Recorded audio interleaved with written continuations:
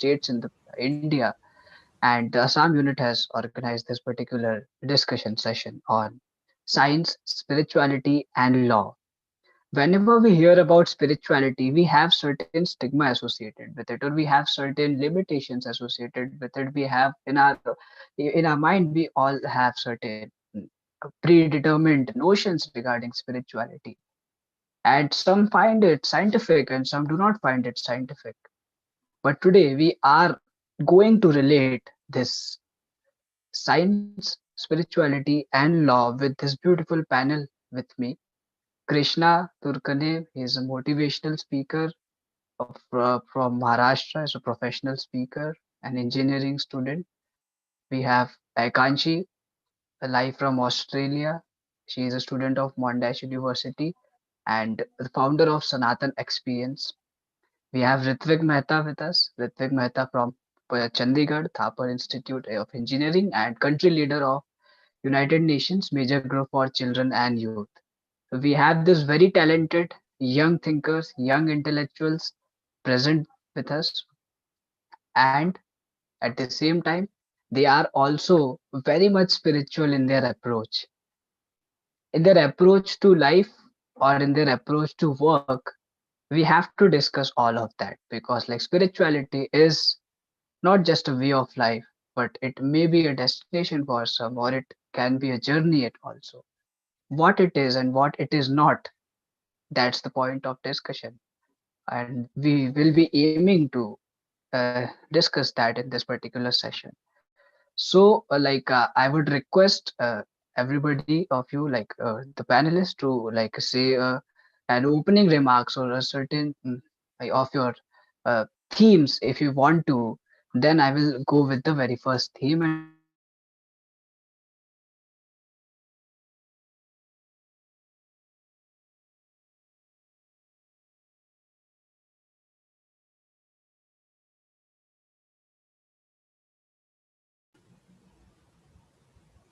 Has it is there a connection issue? I can't Yeah, I hear think it. so. Okay, now mine.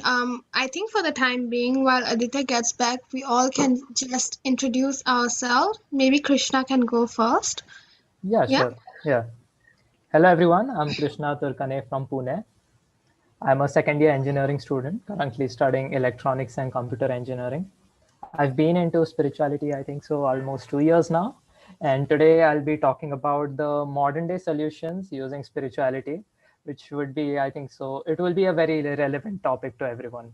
And thank you, Aditya, for such a warm introduction. yes,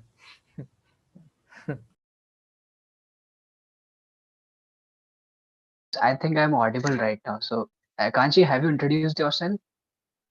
Oh, I haven't. Okay, guys. So I Oh, am Aikanshi. I am currently studying astrophysics and mathematics at Monash University.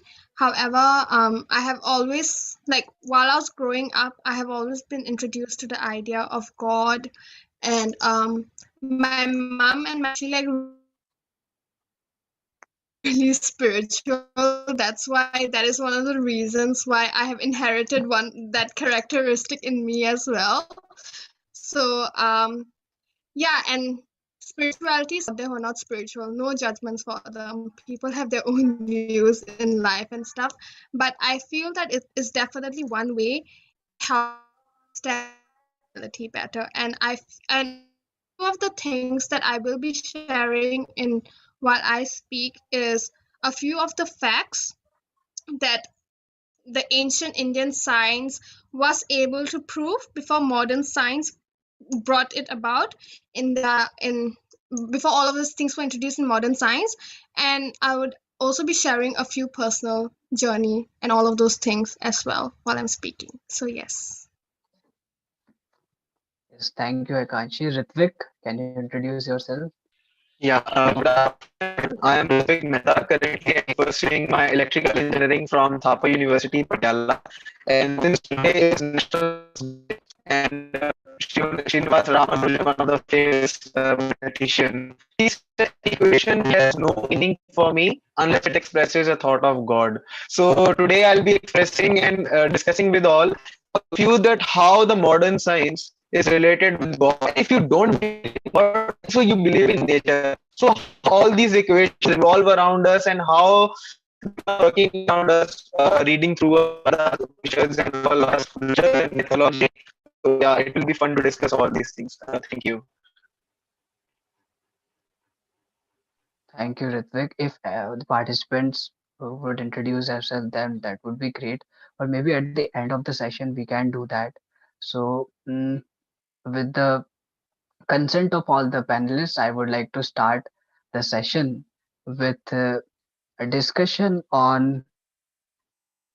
So, let us discuss spirituality and law. I am a law student. I cannot comment over what and how science is connected with spirituality, or what are the techniques, or what are the jargons, but I can surely connect you with the natural law school as well as the spirituality is concerned, or spirituality and and romanticism, and then romanticism and Lord Krishna. I'm an ardent devotee of Lord Krishna, and I only believe in one God, one devotee concept. So let me say, firstly, let us differentiate between spirituality and religion, because spirituality and religion, these both things are very different, very different. They are partners, they are complementary, but they are different in their approach. Spiritual person is a seeker, and a religious person is a believer. Spirituality promotes seeking, like you seek something, but religion is all about belief. For example, I have these five fingers, I have this hand, I'm waving at all of. We believe that we have these five fingers, or we believe that we have this hand. We all have our body organs. We believe this, so this is our belief. Religion is something we believe, or we are uh, compelled to believe, or maybe like that belief can be, okay, this can be, the belief can be forceful, or the belief can be voluntary as well. It completely depends. A spiritual person will always say, what I know, I know. What I do not know, I do not know. A religious person might fight over certain issues, or might like to prove his or her point. I call spirituality a life project, and religion is a way of life. While differentiating between spirituality and religion, I am in no way demeaning religion. I am differentiating that spirituality is a life project, but religion is a way of life. You may intersect both of them, you can keep them different. It depends upon you. Spirituality is very generic, while religion is specific. We do not say that Christianity has different spirituality, or Hinduism proposes different spirituality. Spirituality is related to human spirit. Spirituality is related to the Purna Brahma Paramatma, the only one God whom we all worship. But religion is very specific. In religion, we have a lot of communities, we have a lot of cults, we have variety of religions. Spirituality, the my very the I'm ardent supporter of this point that spirituality unites people, and religion might divide people. This is a fact. Spirituality goes for spiritual development, for higher purpose of life, while religion has a purpose. So small goals, you can say short term goals, like for example worship, or maybe a religious person might look for salvation.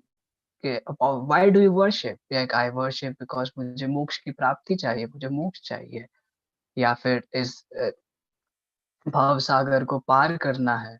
If I talk in spiritual terms, but spirituality is more science based, law based, technical in nature. Not everybody can practice spirituality. But religion is faith based. It is completely faith based. Imagine a fish in a pond or a fish in a fish pot at your house, at your home. And imagine a fish in an ocean. The fish in a pond or the fish in your house is like they have limited perspective. They look the world through limited lens. But if we talk about a fish in an ocean, then there are no boundaries. The fish knows no boundaries. But still, that particular fish is within the matter of ocean in the liquid state. So that is dharma. Both religion and spirituality, they are concerned with dharma, but approach is different. Boundaries are different. Spirituality is an experience, while religion has a particular destination. Spirituality is anubhuti and religion is अनुभव. अनुभव हम कई बार करते हैं या कुछ क्षणिक होता है अनुभव, पर जो अनुभूति होती है वो शायद कुछ पल के लिए हो सकती है, पर वो क्षणिक नहीं होती। उसका स्थूल से कोई भी लेना देना नहीं होता। It is permanent in nature, eternal in nature. If I talk about Krishna, Lord Krishna and romanticism, romanticism is an ideology which I personally profess. And I believe that after John Keats, which we can call the father of romanticism, this ideology declined a lot. And in modern way, in the modern world, materialism is on rise, capitalism is on rise, that we do not find a lot of people who believe in romanticism. Romanticism is not against development. Romanticism is above all these things.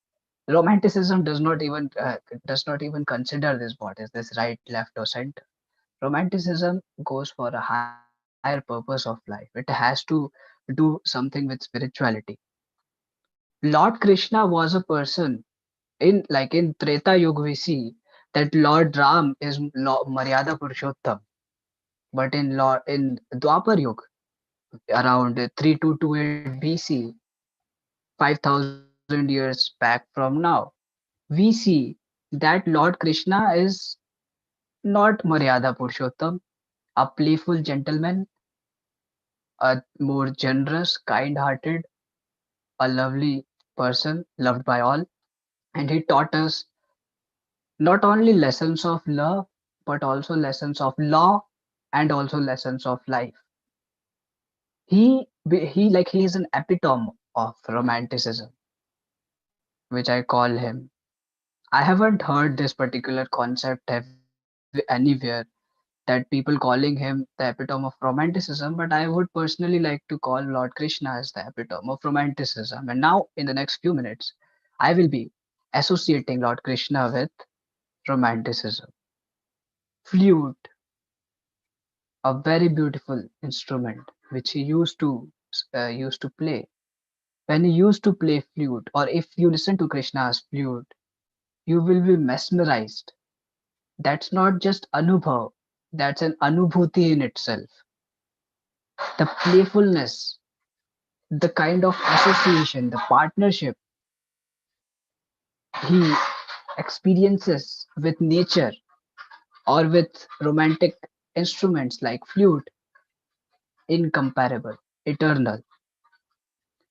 We can learn lessons of law from him. He was not just king of hearts, he was king of Dwarka also. He was the lord of justice. We can call him Nyay ke Devta. We can learn a lot of lessons from him. He was the eternal romantic. He taught us divine love. He was supreme consciousness, if I say, the great Lord. He was an avatar, accepted, but he did a romance between supreme consciousness and limited consciousness. I repeat, Lord Krishna did a romance between supreme consciousness and limited consciousness. He used to romanticize with flute. Then if he was known for breaking the conventions. And I also repeat that a religious person might worship Lord Krishna from Bhakti Yoga. In Bhagavad Gita, we have three yogas: Bhakti Yoga, Karma Yoga, Gyan Yoga, or say Bhakti Marg, Gyan Marg, Karma Marg. I'm not very sure that they will be looking Krishna through these lens, but I would like to comment upon that. That we see Krishna in Vrindavan, surrounded by gopis, surrounded by his mandali, romancing with flute. He was known for breaking the conventions. Earlier, Indra Puja used to take place, but then he suggests the people of Vrindavan that Indra should not be worshipped. He is very arrogant. We should be worshipping Govardhan because he is our Palanhar. He takes care of us. He nurtures us. And we should go like vocal for local, if I say. So he then proposed a worship of Lord Govardhan, and today also we witness this particular worship in India, in a beautiful town of Gujarat, I guess. So this Govardhan Puja started, not Gujarat, I'm sorry, in Vrindavan only, in Uttar Pradesh. Then we see him as a positive influencer. Currently, we have a lot of influencers, Instagram influencers, YouTube influencers, internet sensations. Lord Krishna was a positive influencer, very like a charismatic personality. He was not only a guide to Vrindavan. Like we all see some or other kind of leaders in our city, in our town, or in our state, whom we all respect or pay tributes to.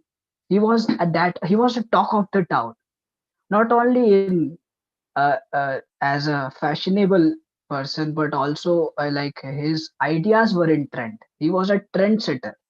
Lord Krishna was a change maker, and he was a positive influencer. He was not just a guide to Vrindavan.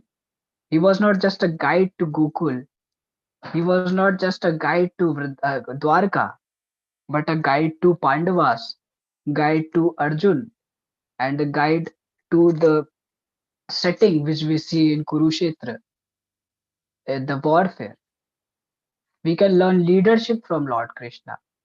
He was a leader from like leading the uh, but his own mandali, or say the people who were associated with him, or his friends, studying in Ujjain. I am from Ujjain. He studied in Ujjain, Sandipani Ashram. He used to study with Sudama and his elder brother Baldavji. So he studied here on the banks of river Shipra. But he was not just a leader of his friends. He was also a leader in the war of Mahabharata. He was also a leader when he used to rule Dwarka. We see that Lord Krishna has also used a lot of tactics, or say negative tactics, to win wars. We say that Krishna छल करते थे या छली थे. So as they say that everything is fair in love, war, and politics, so was taught by Lord Krishna in Dwapar Yuga 5,000 years from now. But it is easy to talk about Krishna, but it is very tough to become one. This is all about my observations of my experiments with Bhagavatam, my experiments with Bhagavad Gita. I observed these things while romanticizing the texts written in Bhagavad Gita. So here I end my discussion as of now, and then we shall listen to the beautiful panelists out there. Thank you. So I would now invite Krishna to speak about correlation between uh, modern science and spirituality on specifically a solution based approach which he proposes. Over to you, Krishna.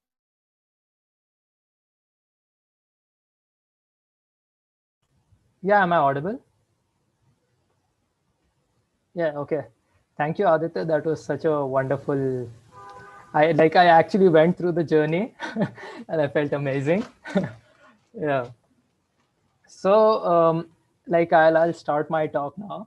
So, as Aditya said, that spirituality is more about seekers and religion is more about believers.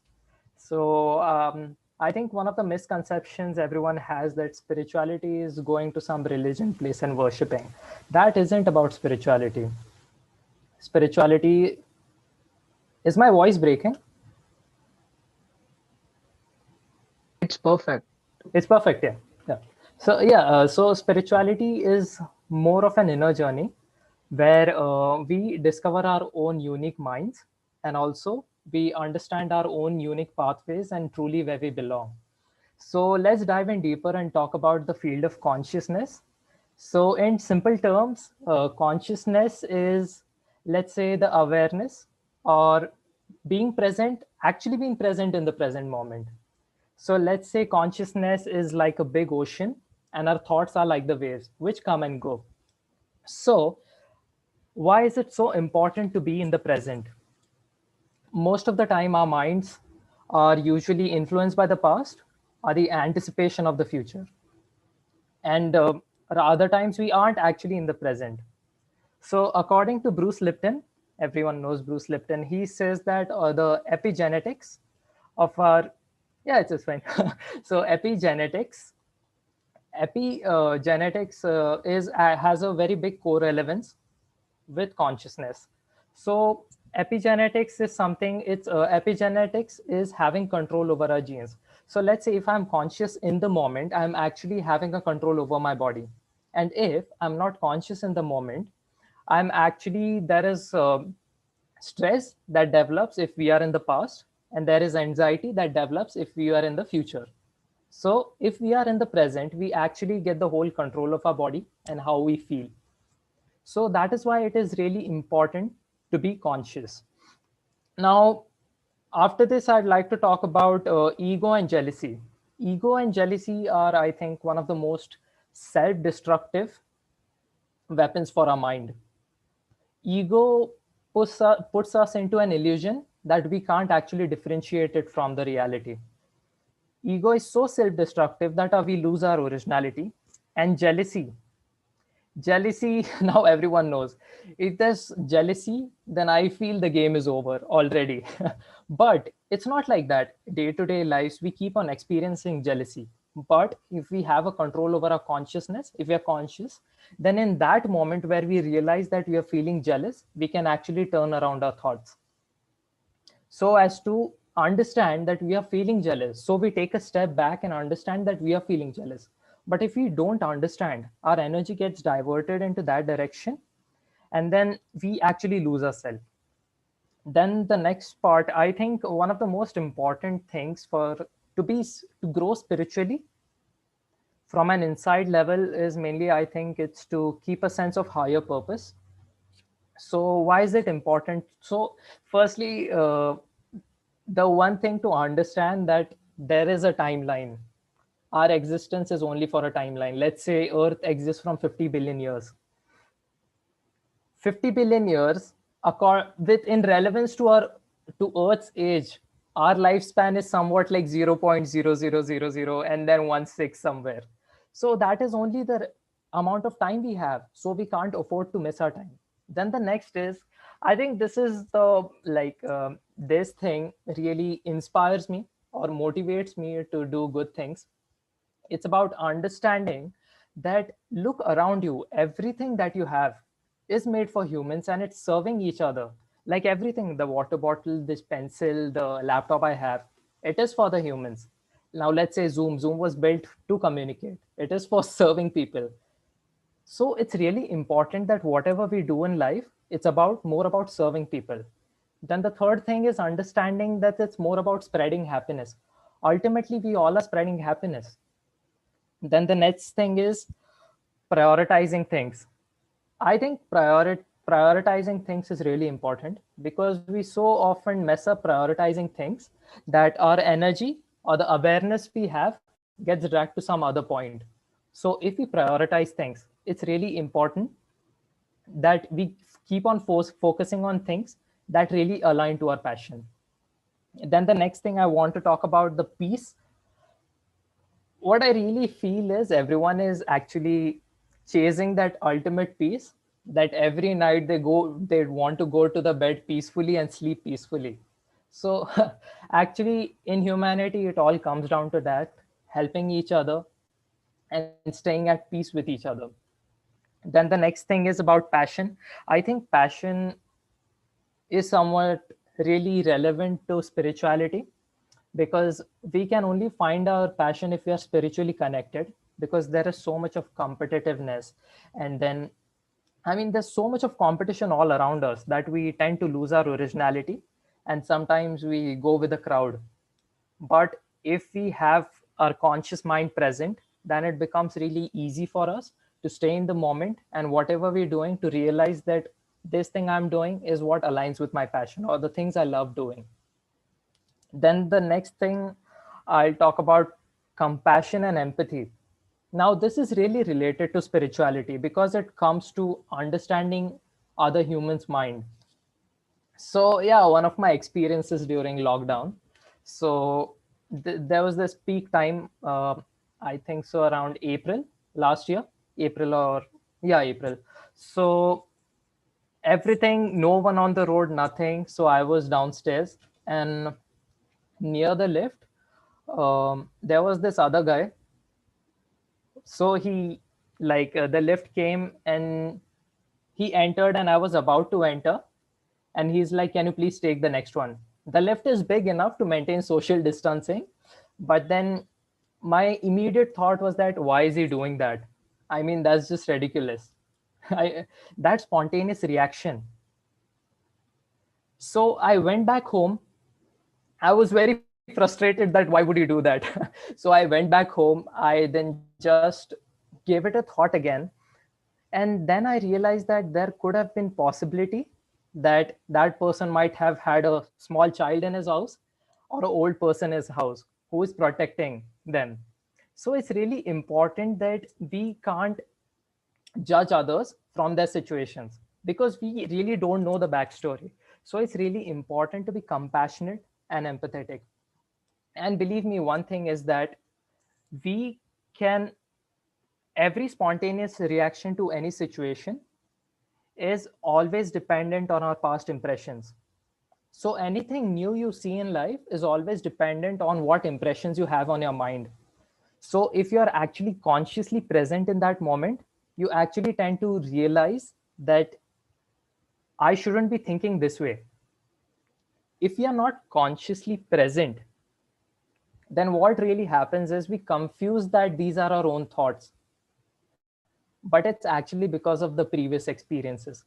Now, let's say I had some bad experience somewhere, and then the next time I have to do the same thing.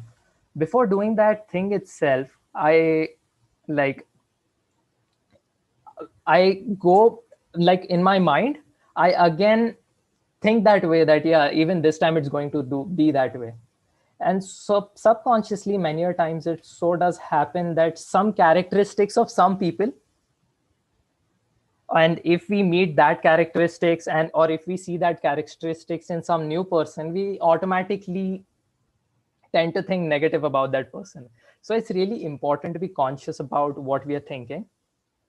And then I think human consciousness can be brought through ways of meditation. I think meditation is really important because to come in the present moment, it's all about awareness or focus or concentration. So we really need to practice meditation so that our attention is brought down to one thing.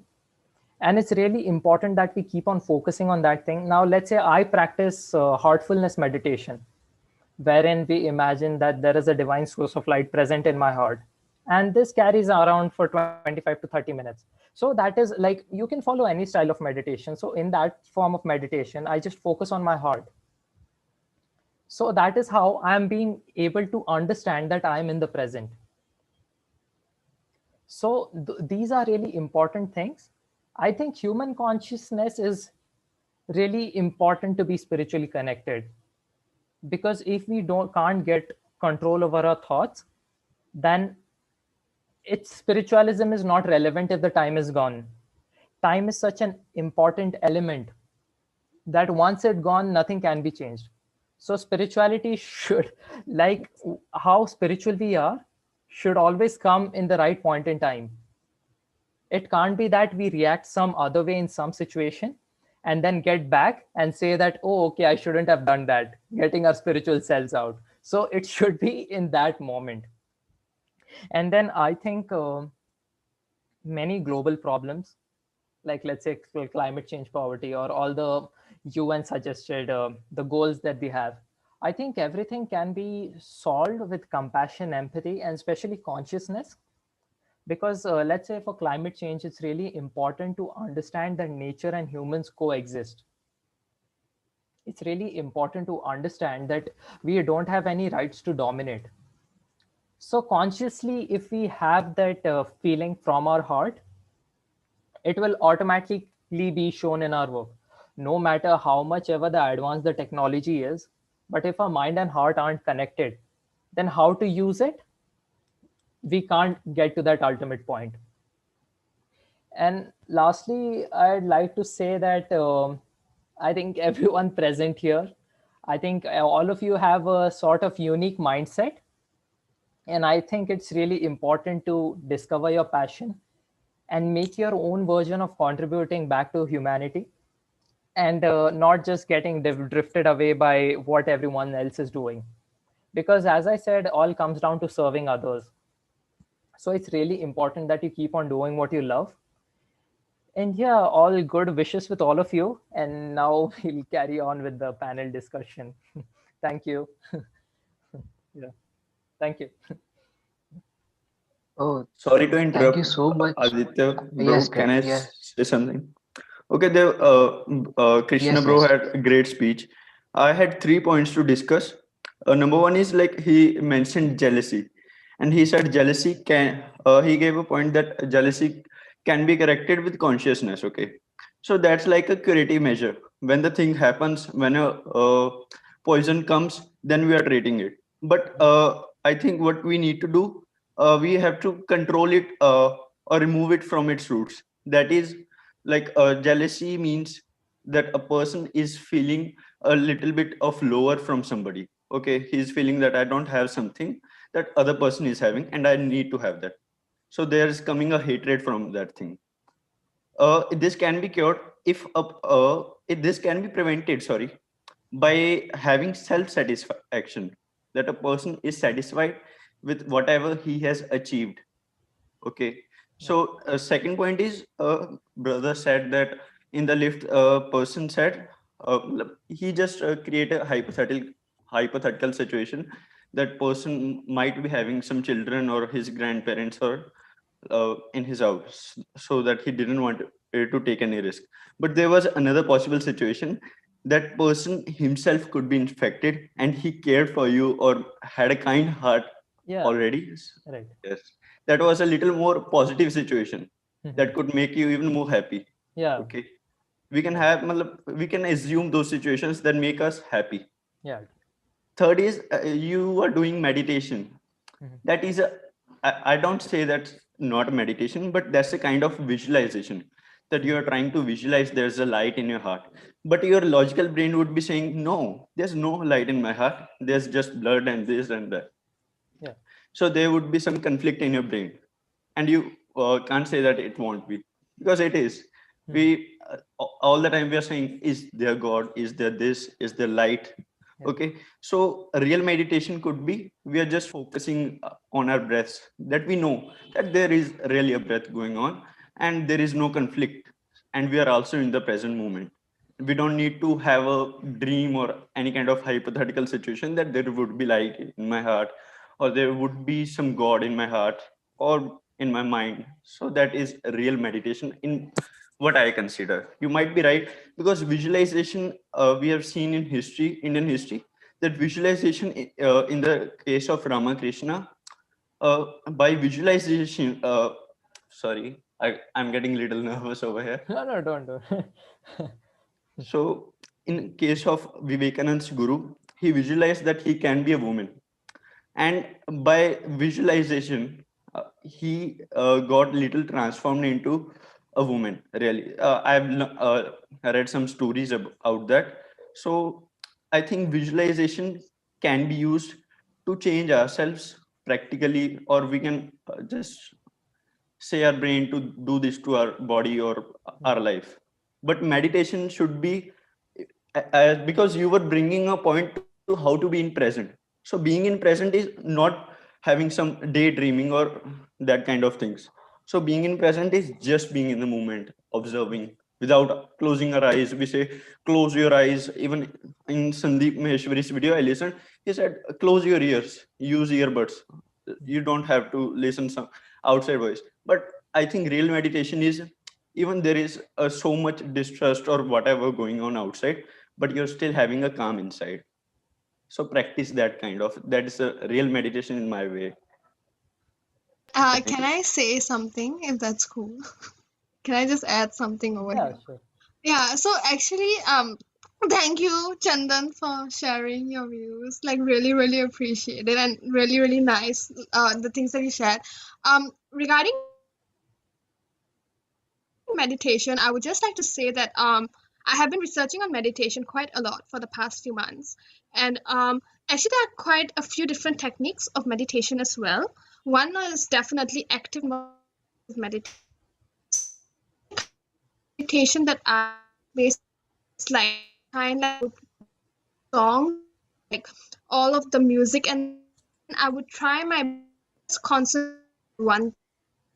I know it comes to meditation people say that if you can just clear your mind and just try to just have an empty mind and just they say that you don't have to I can't think see your voice anything is and stuff. breaking actually. Oh, okay. Is it breaking? Is it still breaking? Can you hear me or you cannot? Yes, we can now properly. Okay, okay. So it's basically like wait, I think I'll off my video so that my voice can go just for a short while, okay?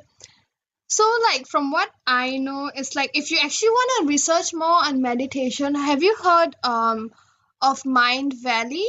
It is a new platform by Vishen Lakhiani where you actually can go through all of this meditation stuff quite a lot. And he actually does something called the six phase meditation. If you want, I will share the link on the chat and you can actually have a look because definitely the kind of meditation it's something that you do, but that kind of meditation it can't work for me. The reason being is I am somebody who is a full on overthinker. Like I can't have a blank mind at all. If you want me to have a blank mind, I can have a blank mind for like 1 or 2 minutes, but then I can't have a blank mind for like a larger period of time. So that's why Vishen Lakhani, what he talks about is whatever thoughts you have in your mind, let them flow, let all those emotions flow. That's why there have been times when I'm meditating, I've actually had breakdowns. I would just start crying all of a sudden, but I'll still try. People say that emotions and all of these things, people say that don't face your emotions and stuff, but I feel emotions are a very, very important part of our reality in a way, which is what like Krishna was also sharing, like empathy and all of these different kind of emotions that we all face. So yeah, definitely check out the wait, Chandan is saying something. Is he saying something? Yeah, so definitely check out those. My dad is over here. I'm getting nervous now. I'm sorry. But then, yeah, definitely check out those kind of meditation videos. And yeah, I'll share the link to those videos on chat.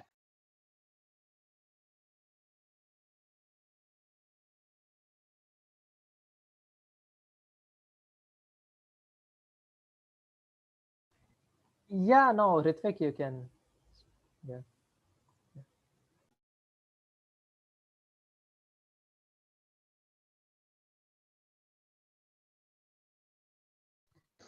Hello, Krishna, am I audible? Yes, you are. Yes, I think that Akanshi is on mute and she's saying something.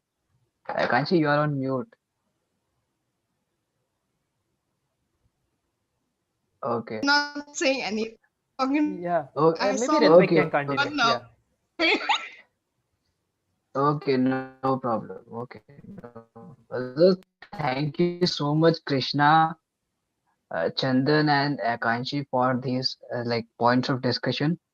And if I comment upon Krishna's talks, then what we see those when we see those videos like 7 life hacks to make your life better, I felt like that because you gave us crispy points with respect to passion, empathy, leadership, prioritizing, mental peace, compassion, unique personality, and all of them you connected with spirituality. So that was so nice. You can be a thank good you. influencer as well.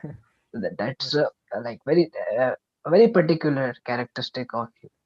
So thank you so much for this insightful thank you. discussion. And Akanshi also shared her personal experience, and Chandan, very beautiful observations. So thank you. Now we shall move forward. Let's not hold for even a minute, and let's invite Ritvik Mehta to share his views on modern science, spirituality, Bhagavad Gita, Yeah. and the relevant intersections. Yeah. So, hi everyone. So, starting from the same point where I left, equation, am I audible? Your voice is breaking. Yeah, Hello. your voice is breaking a lot, Ritvik. Hello, am I audible? It's breaking. It's breaking quite a lot. Hello, I hello, think Yeah. hello. yes. It's okay now? Yes. Hello? Okay, Yes, okay, we can hear you. Yeah. okay, okay. So, I would like to start from the same point. Wait, stop. So it's is Ritvik, it I possible? think it's due to your earphones or maybe microphones which are using. You can try alternative method if you want to, Hello, or hello, hello. like Hello, am I audible? yes, you're audible, but there's some disturbance in the sound waves. If I Just talk in the just terms of physics,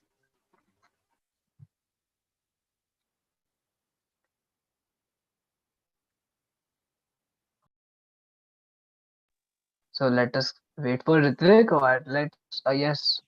So if anyone of you wishes to comment over my Hello, talk or am I audible now? Krishna's talk, yes, yes, yes, Ritvik, you are audible.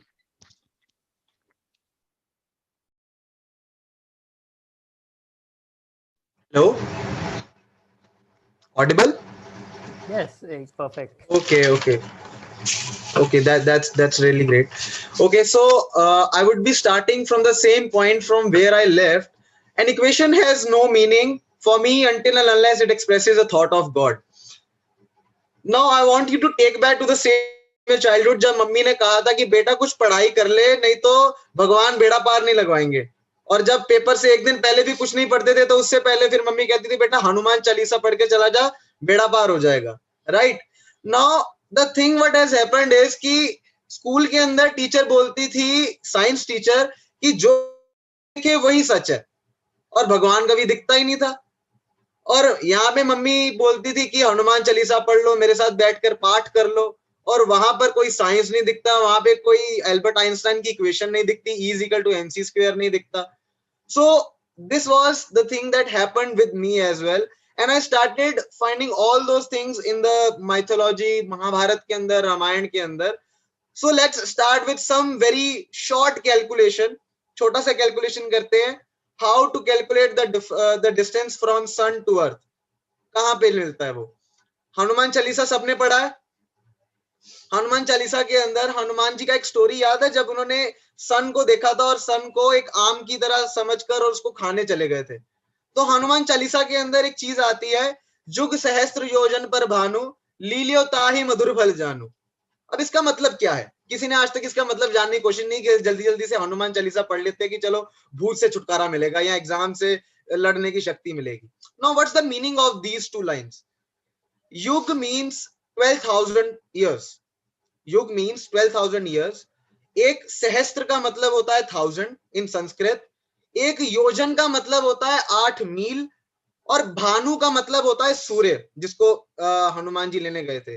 Now coming back to the same lines, युग सहस्त्र योजन 12,000 years multiplied by 1000 multiplied by 8, and 1 meal, you always know that 1 meal is equal to 1.6 kilometers. So if you multiply it, that comes out to be 1.5 kilometers. So that's the distance of sun from earth. So you are calculating, basically calculating the distance. Okay, now using the same concept, the modern science, you might have heard about the concept of time dilation, that the theory was given by Albert Einstein. So those who don't know about time dilation is that जब आप space के अंदर चले जाते हैं, if you travel to space with the speed of light, और आप उसके टाइम के कंपैरेटिव कर रहे हो, जो अर्थ के ऊपर टाइम है और जो स्पेस के ऊपर टाइम है, तो स्पेस के अंदर टाइम बहुत स्लोली पास आउट होगा और अर्थ के ऊपर बहुत ज्यादा जल्दी टाइम पास हो जाएगा। तो ये चीज आपको कहाँ में मिलेगी? ये चीज आपको मिलेगी श्रीमद् भागवताम में। कहां पर? एक छोटी सी स्टोरी है वहां पर कि एक राजा काकुडमी थे। राजा काकुडमी अपनी बेटी को लेके जाते हैं रेवाती को भगवान ब्रह्मा के पास, ब्रह्मलोक के अंदर। अच्छा, वहां पर ब्रह्मा देवता जो ब्रह्मदेव जो है, वो वहां पे अपना एक म्यूजिकल इंस्ट्रूमेंट के साथ वहां पे म्यूजिकल परफॉर्मेंस देख रहे थे। तो उनको वेट करना पड़ा। तो राजा ने सोचा ओके ठीक है, वेट कर लेता हूँ, कोई बड़ी बात नहीं है। उन्होंने पूरा म्यूजिकल जो परफॉर्मेंस था वो देखा, वेट करा, और वेट करने के बाद ब्रह्मा जी को कहा कि मैं अपनी बेटी लेकर आया हूँ साथ में और इसके लिए एक वर ढूंढना है। तो आप मुझे बता सकते हो कि धरती लोक पर कौन सा कोई एक अच्छा मेरे लिए, मेरी लड़की के लिए वर मिल जाए? तो उन्होंने कहा कि जितनी देर तुम्हें यहाँ पर लग गई है ना, जितने भी तुमने नाम सोचे थे, उनके बच्चे भी गए, उनके ग्रैंडसन ग्रैंडमदर सब चले गए। So that's from where you, because उन्होंने एक चीज कही थी कि जितनी देर तुम यहाँ पर रहे हो, तुम्हें 27 कटुर युग हो चुके हैं। नाउ व्हाट इज दिस 27 कटुर युग? 1 कटुर युग is equal to 4 crore 32 lakh years. So from that reference you come to know about कि स्पेस के अंदर टाइम बहुत कम जाता है और अर्थ के अंदर बहुत जल्दी जल्दी गुजर जाता है। And then coming on to the modern science, one of the another concept of machine learning and AI। अब machine learning and AI कैसे जुड़ता है इस चीज से? आप सब अपना अपना फोन उठाकर देखो, किसी के पास एप्पल का फोन होगा, किसी के पास एंड्रॉइड का फोन होगा। एंड्रॉइड को फोन के ऊपर आपका गूगल असिस्टेंट चलेगा, एप्पल के फोन के ऊपर सीरी चलेगा। So when this voice assistant type of technology was being devised, तो द बेसिक थिंग इज कि अंग्रेजी के अंदर, अंग्रेजी भाषा एक ऐसी भाषा है जिसके अंदर ना वर्ड्स की बहुत कमी है। There are only 5 vowels, A E I O U. Okay, and कुछ ऐसे वर्ड्स हैं जिनकी बोलने में थोड़ा आपको करना फर्क पड़ता है। जैसे फॉर एग्जांपल इफ आई से, लिखने में एंटरप्रेन्योरशिप आता है, बट वी स्पीक एंटरप्रेन्योरशिप। और if you say to the Google I know you, then it will be get confuse कि ये NO वाला नो है कि KNOW वाला नो है। But so in the same way, so इस कंफ्यूजन को दूर तो करना था साइंटिस्ट को। सो अभी तो अंग्रेजी चल रही है, so they started finding out that which language is compatible for machine learning and AI, and those who have done machine learning and AI, it all operates in zeros and one। So even if you in a program coding आप NO को 0 डाल दें और KNOW को 1 put कर दें, आप input कर दें, the machine will get confuse कि मुझे 0 इनपुट लेना है या 1 इनपुट लेना है। So they started with Hindi, Punjabi, Malayalam, Telugu, Chinese, Russian, हर जगह हर लैंग्वेज ट्राई कर लिया। एट द एंड सिर्फ एक लैंग्वेज निकला, दैट वाज संस्कृत लैंग्वेज, जिसके अंदर हमारे सारे मंत्र लिखे गए हैं। और इसका सबसे बेटर एग्जांपल लूंगा, चाहे आप कश्मीर के अंदर शादी अटेंड करने जाइए या कन्याकुमारी के अंदर, पंडित सिर्फ एक मंत्र बोलता है, मंगलम भगवान विष्णु, मंगलम गरुड़ ध्वज, मंगलम कुंडलीकाक्षाय, मंगलाय तनोहरि। एक ही मंत्र बोलता है, सेम लैंग्वेज के अंदर बोलता है, सेम टोन के अंदर बोलता है। Not only this, the Sanskrit language also tells you about the behavior of a person। अब कैसे पता चले बिहेवियर का? याद करो कि राम जी और रावण दोनों की राशि तुला राशि, र से नाम शुरू होता है दोनों का, राम और रावण दोनों शिव भगवान बड़े भक्त थे। और जब दोनों की युद्ध होने वाला था, तो राम ने भी पूजा की थी और रावण ने भी शिव जी की पूजा की थी। तो रावण ने जो अपना शिव जी की पूजा करते वक्त शिव तांडव स्तोत्र रचा था, उसकी कुछ लाइनें हैं कि जटाटवी गलज्ज्वल प्रवाह पावितस्थले गले वलम विलंबितम भुजंग तुंग मालिका डमट डमट डमट डमट निनाद वड्डमरवयम चकार चंड तांडवम तनोत्तन शिवम शिव जटाकटा हसम भ्रम भ्रमं त्रिलिंग निर्जरी विलोल विच्चिवल्लरी विराजमान मूर्धनि दधक दधक गलज्ज्वल ललाट पट्ट पावके किशोर चंद्रशेखर क्षणम मम. These were the lines. These are some of the lines of Shiv Tandav Srotram. At the same time, Ramji also wrote a Srotram for to praise Shivji. That's known as Shiv Rudrashtakam. The lines are Namami Shmishan Nirvana Rupam Vibhum Vyapakam Brahmaved Swarupam Niram Chidakash Makash Vasham Bhujeham. अब यही दो चीजें आप किसी 5 साल के बच्चे के सामने सुनाओ और उससे पूछो कि कौन सा राम ने लिखा होगा और कौन सा रावण ने लिखा होगा, तो वो बच्चा बता देगा कि हाँ भैया पहले वाला जो है वो रावण ने लिखा होगा क्योंकि वो गुस्से में बोला गया है. So that tells about your nature, आपकी पर्सनैलिटी के बारे में बताता है. नाउ एक और चीज के ऊपर काफी आजकल ज्यादा क्या कहते हैं मॉडर्न साइंस के अंदर चीज काम चल रहा है, दैट्स अबाउट द स्यूडोसाइसिस. अब ये स्यूडोसाइसिस क्या है? स्यूडोसाइसिस इज द प्रोलॉन्ग जेस्टेशन. अब महाभारत के युग में, महाभारत की रणभूमि में आपको लेकर जाना चाहता हूं. जब सबको पता है कि कौरवास जो है, देयर आर 100 कौरवास, तो एक क्वेश्चन आता है कि एक ही टाइम पे उनकी माँ ने 100 बच्चे कैसे पैदा कर दिए. ऑफ कोर्स छोटा बच्चा अगर किसी को आप बताओगे कि 100 कौरव थे, एक ही टाइम पर कैसे बच्चे हो गए, क्योंकि एक टाइम पे तो सिर्फ 9 महीने लगते हैं ना, 9 महीने बाद सिर्फ एक बच्चा होता है, या ट्विन्स हो जाते हैं, या ज्यादा से ज्यादा 3 हो जाएंगे. क्या होगा, इसके पीछे क्या साइंस है? सो देवी गांधारी को खून दिया था एक क्या कहते हैं अपना, कि आप 100 आपके 100 लड़के हो सकते हैं. ठीक है जी, मिल गया 100 लड़कों का वरदान मिल गया आपको. बट साइंस कहती है कि 9 महीने तक क्या कहते हैं जेस्टेशन पीरियड चलता है. And even if you do some mathematics कि 13 साल की उम्र में the girls start getting period, they start getting periods and they get sterile at 40. हालांकि 18 साल की उम्र में the body gets practice for all having a baby, उससे पहले नहीं होना चाहिए. बट चलो ठीक है, हम 13 साल की उम्र का भी मान लेते हैं. तो पूरे लाइफ टाइम के अंदर, पूरी लाइफ साइकिल के अंदर से ज्यादा सिर्फ 30 बच्चे हो सकते हैं, उससे ज्यादा नहीं हो सकते. तो ये क्वेश्चन खड़ा होता है कि 100 बच्चे कैसे पैदा हो गए. So Gandhari was very overjoyed to give birth to her children, but they remained in her womb for more than 2 years. वो बच्चे जो थे वो 2 साल तक रहे. नाउ स्यूडोसाइसिस का इस्तेमाल किया गया. क्यों? क्योंकि गांधारी को टेंशन होने लग गई थी, क्योंकि कुंती का ऑलरेडी एक लड़का हो चुका था. और आपको पता है जो सबसे बड़ा लड़का होता है उसी को राजपाट मिलता है, वही राजा बन जाता है. तो गुस्से में आकर गांधारी ने अपने पेट पर जोर से मारा, और वो जो फ्लैश था, lump of flesh, that was taken by Vyas, और उसको 101 हिस्सों में उन्होंने बांट दिया. उसको बांट कर वेसल में रखा जिसके अंदर घी रखा हुआ था, उसके अंदर वो,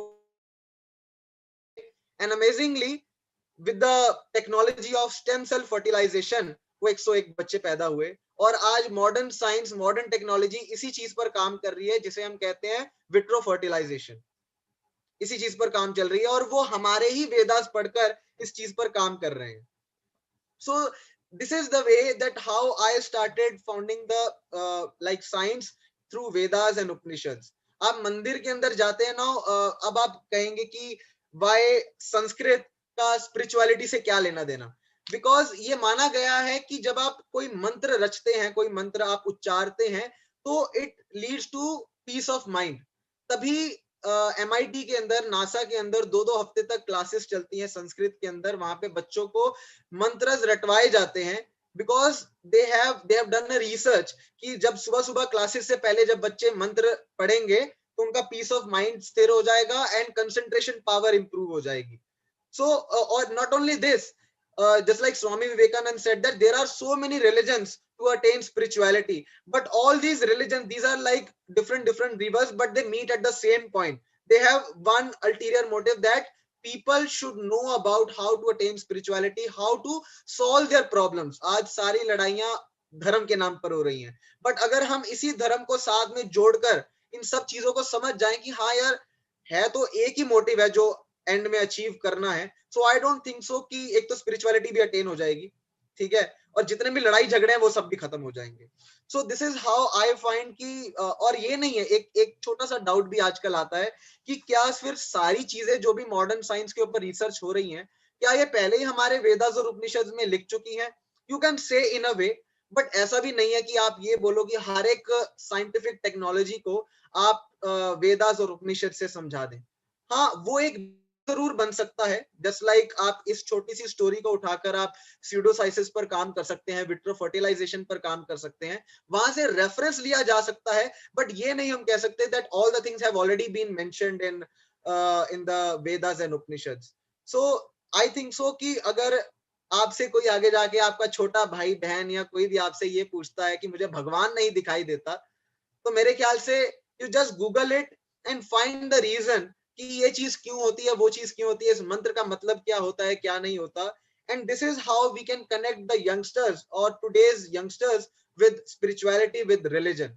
उनको ज्यादा रीजन देने की जरूरत ही नहीं पड़ेगी। Like our parents what they did, चुप करके ये मंत्र पढ़ लो, चुप करके हनुमान चालीसा पढ़ लो, लाइक है ना, कल एग्जाम है, माता रानी का नाम लो, फुल मार्क्स आ जाएंगे, पास हो जाओगे। You don't need to give them a reason, give them a scientific reason. We have all these things.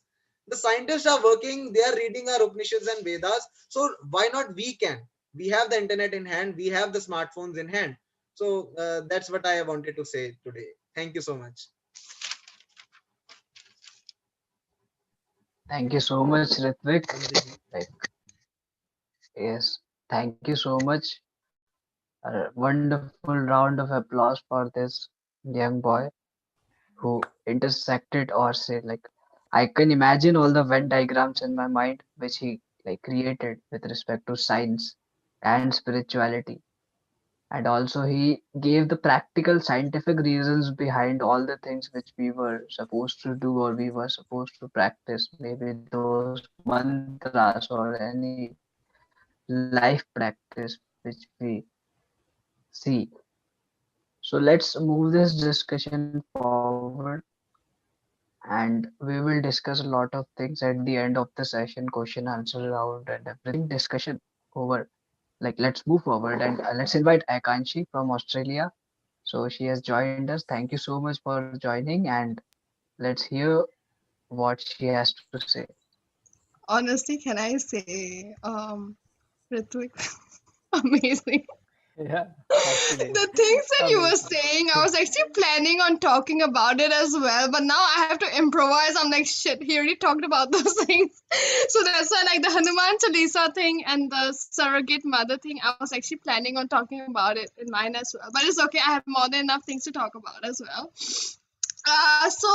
A few of the things that I was actually interested in talking about was that modern science definitely is amazing. Okay, in the past we did not have things such like phones and like headphones and laptops. We would like globalization and all of these things are something that is happening in the 21st century, and these things did not take place in the past. But however, there were definitely amazing things that had happened in the Vedic civilization. Definitely, like what Ritvik had mentioned, like the surrogate mother, like test tube babies, and all of those amazing things, basically. And actually, recently I was actually reading about.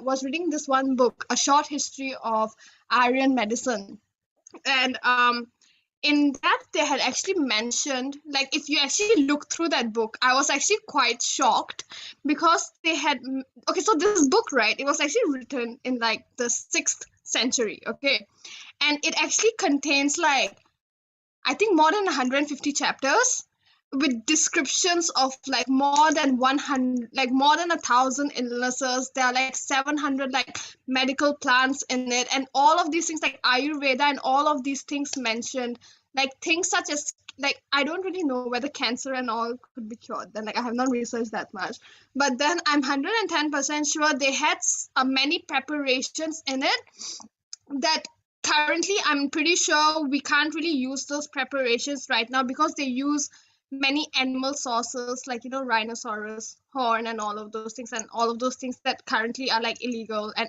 not FDA approved and stuff, basically. But basically, like, the book contains so many like details on embryology, human anatomy, and I mean, if you actually imagine, this book was like written 9,000 years ago. 9,000 years ago. So it's like, if you think about it, it's actually like Vedic civilization was so advanced at that time. And like, okay, one thing, if you actually think about it, like definitely like the Vedic science and stuff, it actually is not really that popularized in a way because of modern science becoming like the main thing in today's generation. And the thing is, like, one thing that Ritwik mentioned as well, pseudoscience. Now, the thing is, science, if you actually look at it, it has four pillars. And in those four pillars, one of the thing is that you should be able to replicate, like, for example, if you have an experiment, you should be able to replicate that experiment, and you should be having the same results again and again and again. But then the thing is, such things are not really possible. Like, for example, if you look in like the Mahabharata, I think it was Karna. I'm not really sure. Somebody can like they can like correct me if I'm wrong, because there was somebody who used like an arrow from Brahmastra or something. I don't really remember who it was. I think it was Ashwathama or somebody. So basically what it was that it was actually stronger than like a nuclear weapon that we actually produce nowadays, because the thing is like that Brahmastra could only be destroyed by another Brahmastra or something like that. And the thing that I found interesting that Ritvik had mentioned as well, there's a reason why this mantra are used, and that is because of sound energy. Sound energy is something that people, I feel, don't really understand, and that's why mantra, you can say that all of this is pseudoscience, it's magic, fine, call it magic or whatsoever. But the thing is, in the past, all of these things, there is evidence. Okay, I won't say there's evidence, like, the thing is, like, when the yugas change and all, there's always like a short pralay process and all that happens as well. The last pralay that actually we all might know about, and if any one of you have read the Bible, like Noah's Ark and the flood and all of those things, yeah, all of those things are mentioned in the Bible. These things are mentioned in the Gita as well.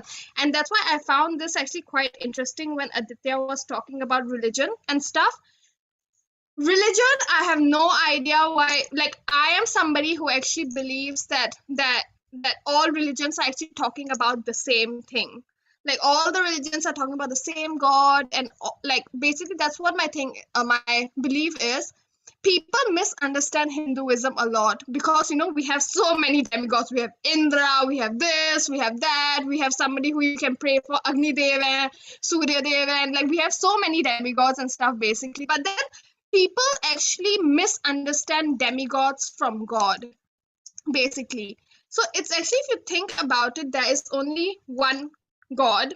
And then the thing is, okay, think about it. Okay, for example, I am a creator. Okay, now I'm not going to be like sitting down and creating stuff again and again. I want to make my life easier, right? So even God did the same thing in a way, right? So he gave that power to so so what I believe in is like my belief is basically Krishna is like the main god. That's why Krishna has like the das avatar and all of those things, right? But Krishna, then that's why we have like in Christianity, they have the Holy Trinity, but we have that like the destroyer, the preserver, and the creator. So Krishna gave the creating power to Brahma कि चलो ब्रह्मा आप ये लो ठीक है आप दुनिया बनाओ ठीक है and then after that whenever you want to create something you should be able to destroy something as well. That's why like whenever technically if there's good automatically there's going to be evil as well. That is just, you can say it's a law of nature or whatsoever in a way. But that's why since Brahma was there, Shiva had to be there as well. But then that's why Krishna in the end, that's why there's preserver as well. There was actually a very, very funny thing that happened as well. I read about this in the Bhagavatam recently. It's like Shiva and Vishnu, they had like a fight because everybody was like, oh, who's more powerful? Because Shiva can like destroy and stuff. So definitely like Shiva is definitely more powerful, right? But then it's like if you actually look in the Bhagavad Gita, like if you have in the Bhagavad Gita, they actually like Arjun he was actually asking, both of them were talking, Arjun and Krishna were talking, and I think Krishna gave Arjun those special eyes. I don't know what special eyes they were. And then when Krishna gave Arjun those eyes for like a short period of time, Arjun saw like Krishna had like infinite heads, like infinite avatars. Like you could see, like he was just shook to like how beautiful Krishna. But it was beautiful, but at the same time it was like scary as well, because like, how to say, I mean, like, if I actually imagine it, like, if God comes in front of me today, like, I'm just gonna start crying, to be honest. I'm just gonna be like, bruh, like, it's just gonna be like a dream come true in a way, but I know that's not gonna happen. That will happen like when I like die or something, definitely. Like they say that we have all of those things. But I feel that actually if you read the Gita and stuff as well, there's so much wisdom in it. Like there's just so like, okay, I was actually going through like quite a rough period in my life over the past few years. And actually, like the stuff that Krishna was talking about, Krishna, the guy who was in this forum, not God Krishna, by the way. So, so what Krishna was talking about was that when he was actually talking about ego. Now, I feel that ego definitely is something that is negative. But I feel, this is just my personal opinion, but I feel that there's a difference between ego and self-respect. And people actually get confused in that, like a lot, like a lot. Like ego definitely is needed, but there's something called, I think there's, I'm not really sure, Krishna, do correct me if I'm wrong regarding this. There's something ego and there's something called false ego, right? I don't know what's the difference between ego and false ego. Do you have any idea? No, I don't have any exact idea. But then I think it's time and situation based. Oh, okay. Yeah, because it's like I feel that yeah, your self-respect has to come into like when it comes to ego and stuff, like for example, if somebody is being, okay, excuse my language since this is like a very like if someone is being a bitch towards me or somebody is like being a jerk basically, okay, fine, I will forgive them or whatsoever. But then I feel that if I still have my self-respect, the least I can do is like, okay, I respect you, I forgive you, but I think as the decent thing to do would basically be like, cut contact. You're toxic in my life. I do not want any contact with you. And that's just basically like what I said, setting boundaries in your life. Like it is very, very important for us to set boundaries in our life, definitely. Because like otherwise, I mean the thing is people start taking people for granted and all of those other things, and all those things start happening. Like if you keep forgiving the same, yes, Chandan, you want to ask something? You raise your hand, so I don't mind you talk. Yeah. I didn't wanted to interrupt, so I that's no why no I raised my hand. That after you complete, then I would speak no no something. no. It's okay. You There, can talk. You can talk okay, because then I can just talk, because I realized I kind of deviated, so I can then start talking about the next thing that I was actually planning on. So you can go ahead and okay. talk. Yeah. Uh, Regarding self-respect and ego, Yeah. I don't think that Krishna, Lord Krishna had ego. So there's a story from his life that once he was in a mahal, and there was a person or a kind of guest from Duryodhan side maybe, and Mhm. he started abusing or saying false things about Mm. Krishna, and Krishna forgave him 100 times, and he warned him before that I would forgive you 100 times, but that would be your limit. Because I think uh, that is the point where we can create a limit for ourselves, a self-respect and ego So is you would say just that's like, the boundary that Krishna created in yes, a way. yes. Mm. Krishna said that it's your limit. You can't go beyond that.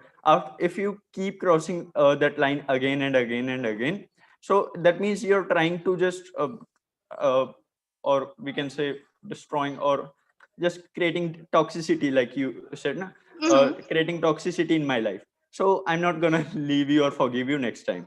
So Mhm. he gave him 100 chances. 100 chances are enough. He was so kind, we can say, from 100 chances Very, only. very kind. Yes. So 100 first time when he again started doing that. So Krishna used Sudarshan Chakra and he didn't forgive me. So, oh, I think that's the line for self-respect and ego. But do you have any idea what's the difference between ego and false ego? Like, what is false ego? Like, I've actually heard Like a lot. ego itself is false, I think. So there's nothing like Hmm. negativity. It's like that. Okay, then negative, Ego. negative. I get it. Okay. Yeah, I get it. I get it. Yes. Okay. Thank you so much for sharing that story as well. Like, I think it kind of like made my point in a way. Like, yeah, I was able to like basically, yeah, because in a way you are using spirituality to portray that as well. So thank you for that. Okay, another fun fact that I would love to give you guys. So I'm pretty sure you guys know that the sun is in the middle, and then there are planets revolving around it. But you guys know, like, but the thing is, like, Copernicus and Galileo, if you guys know, they were actually the ones who actually postulated, like, they were the ones who actually proposed this. But the thing is, now when Galileo said, okay, in the past they actually used to believe the Earth is the middle and all the other planets and the sun they're revolving. Now when Galileo said this, he was thrown in jail. Okay, because the Christian community, they all were like, how can you say that? Like, I think in a way, like, because for them it was more like um I think it was just disrespectful for them, and they actually, in the past, if you actually look at it, people were not really that open minded. Like, if, for example, you came out with something new, something like different, if you're saying something different, that's why in the past, medieval science, that's why they like the science and stuff, people didn't really believe in it. Like, people who were actually scientists, like Copernicus, um, Newton, and all, people just think they're like psycho in a way, because like they were like, I mean, like, well, I mean, like, Newton did kind of like the apple fell on his head and he came up with the entire gravity sort of thing. But then it's like, that's the thing. It's like, and the funny thing is, gravity was also actually, wait, I'll actually, because I have Newton notes down. Gravity was actually figured out in the Indian Vedas before the West actually figured it out. And it was actually mentioned in the Rig Veda. In the Rig Veda, it was actually, I'll let you guys know the translation. It was, I think, Rig Veda 10. It is like, this earth is devoid of hands and legs, yet it moves ahead. All the objects over the earth also move with it. It moves around the sun. So in a way, this is actually talking about the gravitational field, that it's actually the gravitational field and stuff, basically, that we actually learn about a lot in astrophysics and stuff. So actually, if you look at all of those things as well, you would actually learn that actually all of these things were actually mentioned in the Vedas and stuff as well. For example, like I was saying, Copernicus was saying stuff regarding, like, earth, like the sun being middle. In the Rig Veda, it was mentioned that the sun moves in its orbit, which itself is moving.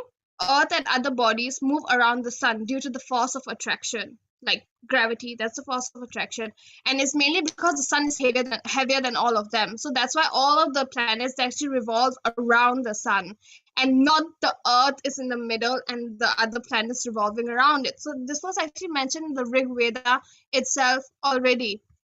And all of these wonderful facts have actually been mentioned in the Vedic sciences that actually weren't there in the past, like, that are actually being discovered right now. And for example, like the thing that Ritik was talking about as well, since the thing we actually measured the distance between the, was that what Ritik was saying, the distance between the earth and the sun?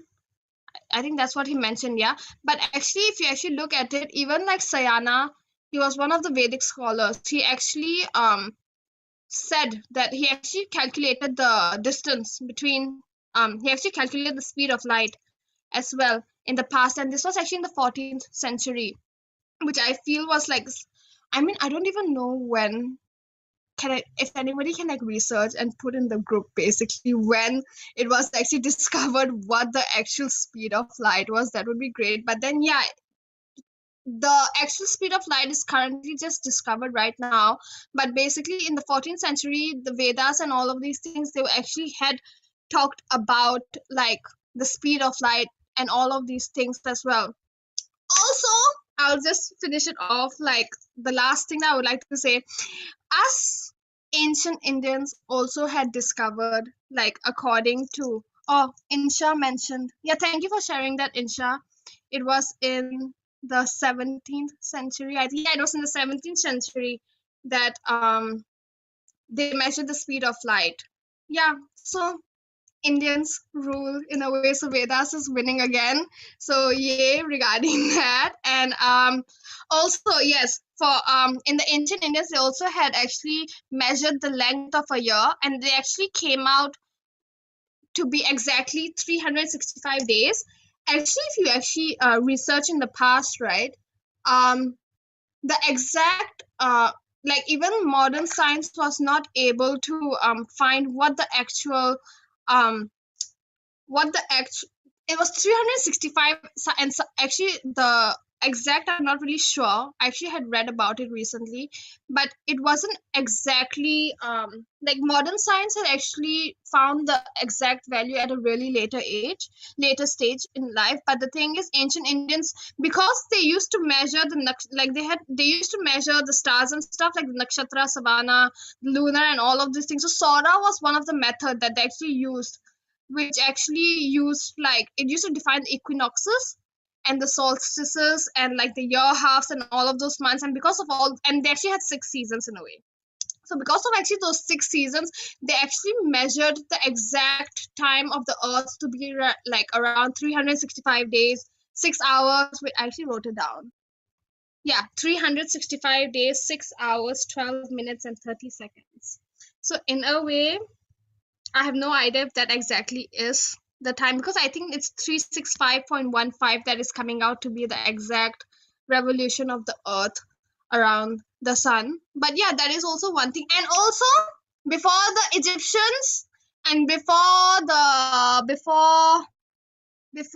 Lambert, apparently in 1761, Aryabhatta had actually found a really good approximation of pi. He actually approximated it to be 3.1416. So, and he actually did it in like the age of 23 somehow, and he did it in like 499 common era. So common era is not BC, it's actually something I'm not really sure. It's actually CE. If you actually have a look in like mathematics terms and stuff, you can actually like um evaluate properly and stuff. Like you have to actually do a few calculation and stuff regarding it. And Indians were also the first people to measure the circumference of the earth. I have no idea how they did that. Like, I mean, Greeks actually enjoy that credit a lot, to be honest. Like, Greeks actually take credit for that. But yeah, because Aryabhatta was able to find that 3.1416 was pi's value. That's why he actually was also able to further deduce that the circumference of the earth is actually around 40,000 kilometers. And that is actually that is actually quite close to what modern science actually came out with as well. So yeah, guys, I would say that, okay, fine, there are certain like pseudosciences, like Ritvik had mentioned, that okay, fine, maybe we can't really prove those things right now. For example, like the Brahmastra, or like, for example, this magic, and all of those things that we talk about, because we can't really repeat those experiments and stuff right now because of what modern science considers um to be appropriate, or like, for example, something to come under the science um science label. Like, it has to follow a certain sort of procedure. But there are still certain things that definitely, if you read the Vedas, you read the Bible, you read the Bhagavatam, you read the Gita, definitely, for example, right now I'm doing astrophysics, and actually there are certain things that I have actually found, like dark matter and stuff. If you actually research deeper and all into it, like, I'm reading the Bhagavatam right now, and actually I'm finding quite a few interesting facts that I feel that astrophysics and stuff, they should definitely learn. Because if you actually look, I think it was Aditya who recently shared in Cambridge, in the UK, they actually introduced ISKCON's the Krishna consciousness thing as one of the subjects in the ASA levels in the UK curriculum, which is actually like one of the best compliments Indians can actually get, to be honest, if you're actually teaching the students Krishna consciousness itself. So definitely I feel okay, I'm not saying modern science is wrong. Modern science definitely has its amazing, like I said, phone and all of those things.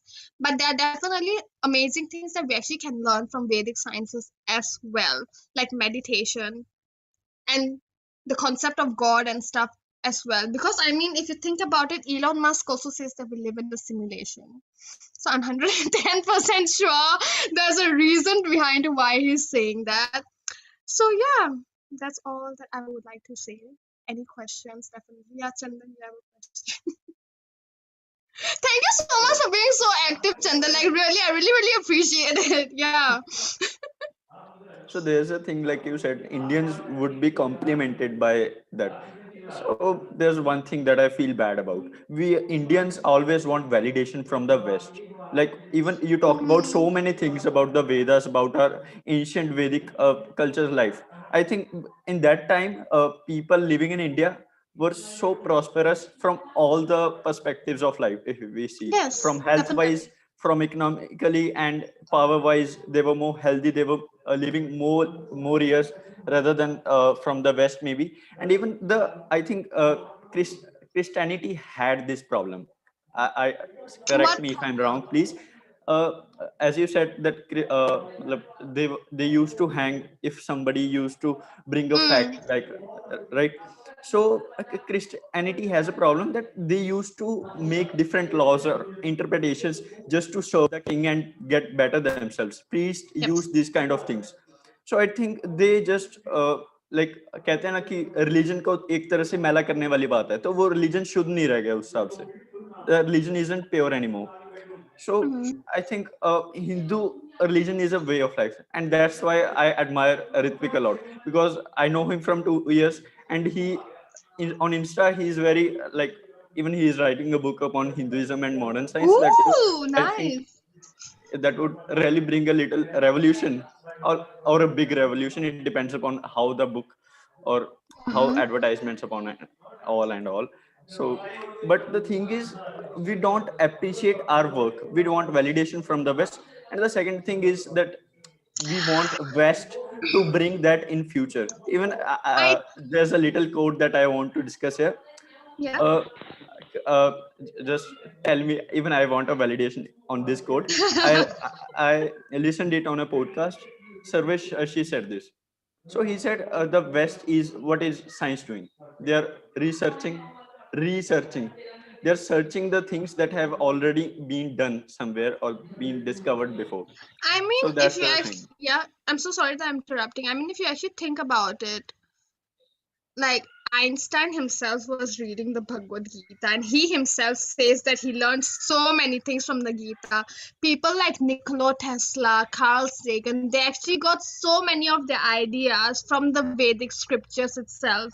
You can actually research, you can actually see that they themselves actually like appreciated the Indian civilization and the Indian like the Indian like knowledge like full on. But it's just like you said, Christianity and all of these things, like I'm not saying that they are wrong, but then the thing is like it is just high time in a way, like maybe there's something much more to like what like people have been saying. Like I'm not really saying that we're actually looking for validation, but then in a way we can actually look at it in a much more positive way. Like dude, like in a way, if you think of it, modern science, there is like they can't go much more further than what they are doing right now, because the thing is, see, if you look at like Newtonian physics and stuff, right now, there's a reason why string theory and all of these things are actually gaining much more popularity. And if you actually look at string theory and all of these are actually things and ideas that you actually can find in the Gita and all of these things easily. Like for example, the multi-dimension theory. Stephen Hawking himself was talking, like Stephen Hawking himself is like talking about the multi-dimensions and all of these things, right? But all of these things have actually been talked about elaborately in the Gita. And even Krishna himself, this is one story that actually happened. So, have you guys seen Little Krishna? That small. It's a very very fun show. Like I actually watch it a lot. I really like Cartoon watching on cartoons. Sonic and Nickelodeon that used to come before, right? Yeah. That one I used to. Okay.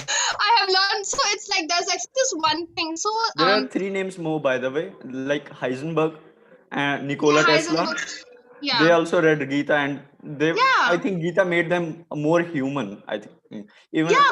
I More would say exactly. Einstein was like a Karam yogi, because even I've seen or listened in biographies that he used to work on his deathbed writing theories about physics. Wait, this is who? Einstein.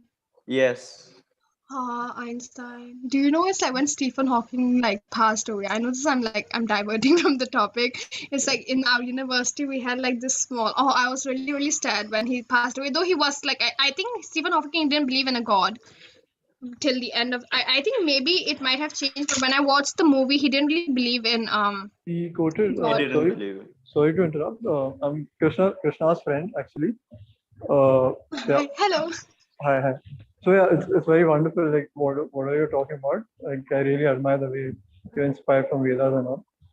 So yeah, Stephen Hawking actually quoted that he didn't believe in God, but the Gita actually says that God is there from time immemorial. He's there. He was there, and he will be there. And even I'm connected to Spawn as well. Yeah. So actually, so I was talking to Krishna also about it. So he's planning to come to Spawn every weekend. Start a Gita class. Yay, Krishna! So, Nice.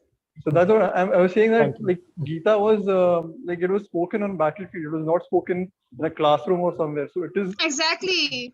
battlefield is somewhere you have everything. You have stress. You have anxiety. And Arjuna, he was actually trembling. He was overwhelmed when he was actually speaking. So this is for something which is for every one of us, not only for for Christians or for the Hindus. It's for everyone. It's for humanity. Gita is for humanity.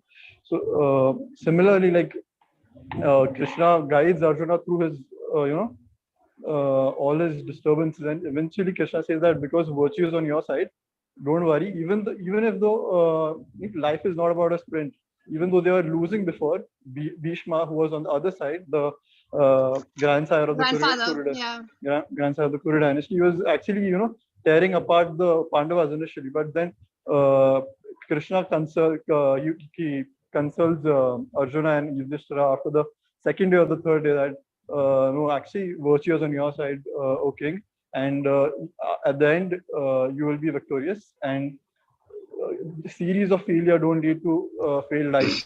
Because I think that was a funny thing that happened. So I don't know if you have read. It's like so. It's like Krishna actually gave both the Kaurav and the Pandava, Duryodhan and Arjun. He was actually asked, and then Duryodhan was like, "I'll choose your army." Right. And then after that, Arjun was like, I have Krishna, I have like the supreme personality of Godhead with me. Like you do whatever you want. I have God on my side. So in a way, if you actually think about it, I was actually having a really funny conversation with one of my housemate's mother today. And it was actually basically about faith. It's like if you have faith in God, at the end of the day, nothing is gonna matter. And that is something that I've actually learned from my experience in life as well. That's why it's like God is someone who I would definitely say is my best friend, definitely. Like when nobody was there, God was actually definitely there. Because if you think about it, our soul is the part and parcel of God. And that's something that we people. Yeah, Divesh wants to say something. Oh, thank you, Madhu, for like saying what you were saying. Yes, I'm Devesh from Shady. So as we are discussing about God and what impacts God or religion, spirituality, and all has impact on our life, right? So when we talk about Krishna, so even we have a validation from physics, like we have light. Like light has dual nature. We talk that light has a dual nature. It has wave nature and it has particle nature too. So even Lord Krishna had a dual nature. Like there's an instance from his life. So the story is like we say light has two natures, wave nature and particle nature. Lord Krishna also had the same. Like there's a story dating back from his lifetime that once he was discussing with the Pandavas about the war, like what strategies do we have to plan for the war, and how will we be doing the army and all and all. And at the same time, he was in the capital kingdom of his Kans. Kans was his mama, right? So at the same time, like when he was with the Pandavas, right, he was discussing the war strategies and all. Mm. At the same time, he was uh, trying to kill Kans. Like he was in the capital kingdom of Kans. He killed him actually. So here I just want to tell that as Lord Krishna had dual nature, from this we get to know that he had dual nature. When he was here in Hastinapur, at the same time he was there too, capital kingdom of Kans. So even the science we learn today has got some extract from the stories or various things that have happened uh, very many years ago. So whatever we learn today, even Chandan said that we don't need validation from the West, from the West to prove our culture, right? We are free to prove our culture, and we are so rich with everything, whether it is scriptures or Vedas and all, like meditation. Even the Western side is learning about meditation from India, mostly about India. We are so rich in everything, like India. Even I was so happy to hear Chandan say that we don't need validation from them, right? We are sufficient with the things we have. So yeah, I just want to say that even the things we learn today have some extract from the things which have happened many years ago. Yeah. And even I wanted to ask, I had some questions to ask each one of the panelists over here. So I wanted to ask Kanchi that as you stated that you're a student, as you stated that you're a student of astrophysics, right? So Yes. I wanted to ask that what do you think the astrology, how does astrology make an impact on the lifestyle we follow? Like we say we should do these things on Purnima and Amavasya. So is there any specific science, or it's just that these are superstitions? So would you say it a superstition or science as it makes? Yes, over to you. I swear, if any of my lecturers see this, they're gonna kill me. because I recently had a talk with my lecturer, and I was telling him I believe in astrology and stuff, and he was like, "Are you sure you should be concentrating on this? You're astrophysics student." And I was just like, I just didn't say anything to him though. But actually, I believe in astrology a lot, because the star. I mean, personally, I feel that definitely it does make a difference. Like, I don't know. I think it's like the placement of the stars. Definitely, they're going to have an impact on us. I mean, like they say that when we are born, our birth chart and all of those things. That's why if you actually look at this is something, if my dad was over here, he would have like definitely added to this, that like if every year you look at it, our birthday actually changes according to the Hindu calendar. It's not actually the same. Like for example, I was actually born on the 1st of April 1996, but then it's like every year my birthday is like a bit front back. It actually depends on, because the thing is, according to like the Indian according to Indian astrology, my birthday is supposed to be on the same day when the stars are aligned as how they were aligned on the 1st April 1996. So that is not going to be the same every single year. But then I feel astrology definitely plays a role. Like, okay, I don't know that much about Purnima and all of those things, like, to be honest. Like, I've not really read that much about it. So definitely I can't share anything regarding it.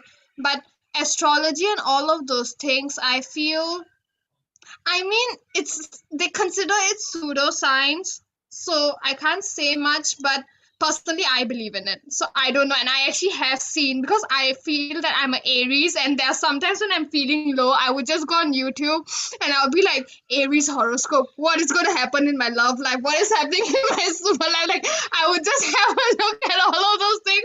In a way, you can say, like, my soul gets, like, satisfied that, oh, okay, everything is going well, like everything is like aligned and stuff. But I mean, at the end of the day, I would just say, you believe whatever you believe. Like whatever you believe, that's what's going to make a difference in your life. And never let anybody tell you that you are wrong. If you are doing something and it's making you happy, right, continue doing it. And if people are not agreeing with you or whatsoever, tell them that okay, but at the end of the day, it's your life. You're an individual and you can, whatever you believe in, right? It's like Right. that's what's going to matter at the end of the day. So Yes. that's what my thing would be. You believe in astrology, That's believe in like astrology. yes. That's what I would definitely say. So yeah. Yeah. Thank you, Akanshi, and also thank you, Devesh, for your observations and questions. So you wanted to ask certain questions from all the panelists. So like we can just wind up. You can ask questions from other panelists also. So we have 10 more minutes with us. So because we have to wind up respecting the time of the participants and also like certain other events of Young Thinkers Forum and also the meetings of certain panelists. So like we have to end in 10 minutes. And It's no, no, it, One thing Like we I've can end by actually it 'I'm so 17:54, I sorry for guess. interrupting. I've actually created a Telegram group. I have shared the link of the Yes, Telegram yes, group yes. on the chat. So That's what all I of you, was about to say. yeah, You all, yes, yes, you all can join that particular Telegram chat, and I'm more than happy that like we are creating a certain it's a constructive thing that we did today because just a discussion or ideating upon certain points they are not enough, but like this was really an engaging session where participants are engaging with Madhav, Chandan, or Devesh or Insha or other people as well. So it was very engaging session. So can't you please share the Telegram chat link and so that you all can join that, and it will be a closed session or closed group pertaining to certain individuals who are interested in spirituality. We can discuss a lot of things there. You, if you want to ask any questions absolutely. from us, or we are also learning. None of us here are spiritual influencers.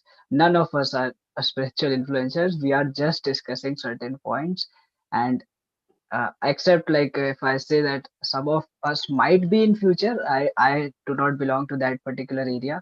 I have my law practice. So we have also scientists there, astrophysics and all other stuff.